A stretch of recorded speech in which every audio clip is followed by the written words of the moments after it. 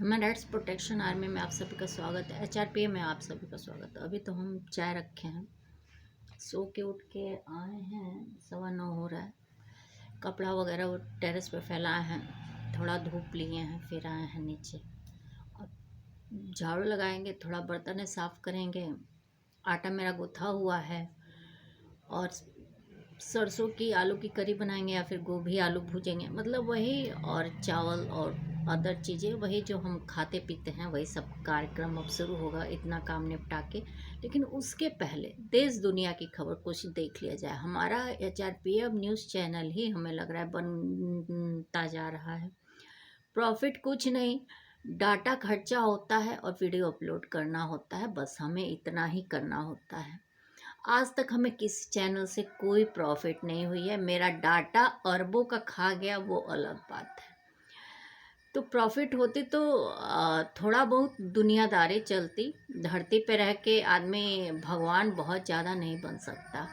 बस इतना ही हमें ये बात हम युद्ध मैटर में समझा रहे हैं कि देखिए, गार्जियन ज़रूरी है। वर्ल्ड लेवल पे भी एक गार्जियन ज़रूरी है और गार्जियन समझदार होना चाहिए।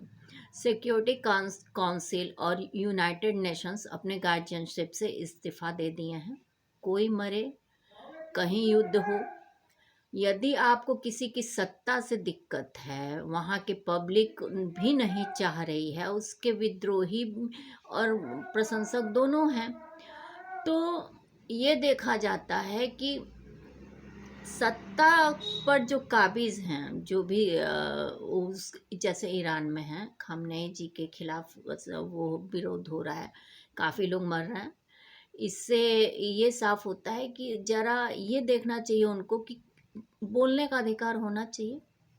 ये तांत्रिक है, वर्ड है, राज सत्तात्मक वर्ड अब थोड़ा बहुत लो है। तो बोलने का राइट होना चाहिए। अपनी, अगर कोई असंतुष्ट है तो वो अपने मांगे कर रख सकता है, ये भी अधिकार। यही लोकतंत्र है कि आप असंतुष्ट हैं, आपको की चीज़ें आपके हिसाब से नहीं है, तो आप अपनी बात रख सकते हैं। ये वो है। अब वहाँ का जो शासक है उसको दूर करेगा, फांसी नहीं चढ़ा सकता। जैसे कि अभी एक युवा को फांसी चढ़ाने की बातें हो रही थी, पता नहीं चढ़ा दी गई कि या नहीं चढ़ा दी गई, हम उस पर वीडियो नहीं बना पाए। और एक दो बार हम खबर देखे, क्योंकि त्योहार का भी सीज़न चल रहा है और भी कुछ वो है, और बीच में मेरा डाटा भी नहीं था।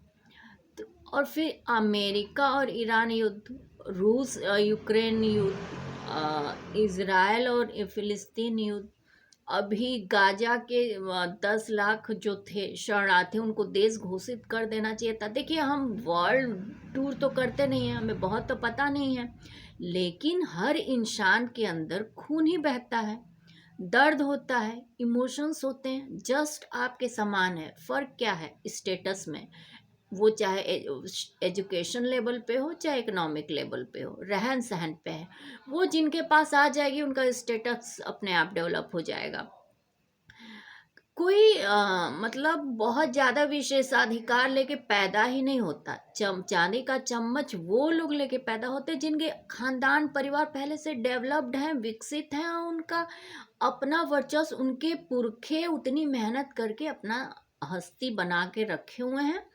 ये होता है सिक्योरिटी की उस खानदान में अब जो बच्चा पैदा होगा, कम से कम रोटी दाल के लिए तो झगड़ा या सर्वाइवल नहीं रहेगा, अपने को ग्रेट करना रहेगा, उस खानदान की इज्जत संपत्ति सब कुछ संभाल के रखना, इस टाइप का मैटर उनका अपना है। गाजा पट्टी के लोगों को विस्थापित करना, ये करना, वो करना, ये समझ में नहीं आता। यदि कुछ लोग अच्छे से अपने अधिकारों की सुरक्षा करते हुए रह रहे हैं, आप उनको रख नहीं सकते, आप उनके अधिकारों को सम्मान दे नहीं सकते। अगर कोई सुरक्षित है तो आपको दिक्कत क्या है?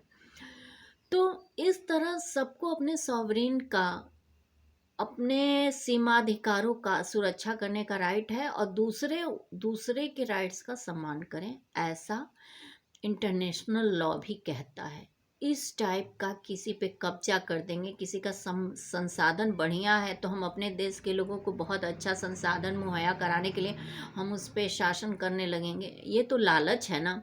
लालच चाहे परिवार में किसी का हो, चाहे पड़ोसी का हो, चाहे देश हो, चाहे स्टेट लेवल का हो, राज्य स्तरीय एक ही लेवल का हो, ये तो कुटाई वाला विषय हो गया ना। आप लालच में किसी को नुकसान नहीं पहुंचा सकते, ये तो गलत है। तो युद्ध तो किसी के हित में नहीं है। आप एक सत्ता के शासक के विरुद्ध और वहाँ के संसाधन के